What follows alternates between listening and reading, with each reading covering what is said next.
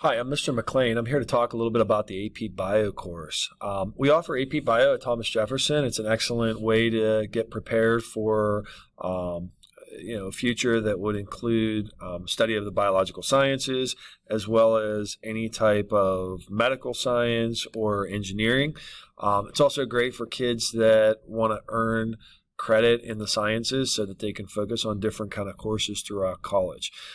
So what I'm going to do is I'm going to give you a quick run through of some of our different units that we cover and give you a little idea about the labs and some of the skills that you're going to develop throughout the course.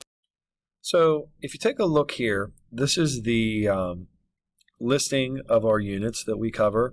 And if you go under our resources, we're going to see that being that this is an AP course, we follow the AP curriculum pretty extensively as far as what is going to be covered and the material that you're going to be moving through here.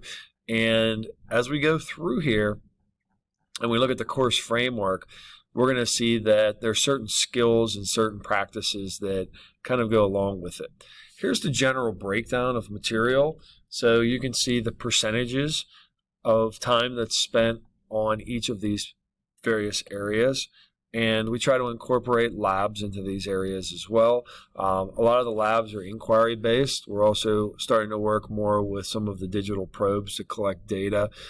Students that are in this class will spend a lot of time analyzing data, learning how to read graphs and draw conclusions based on it.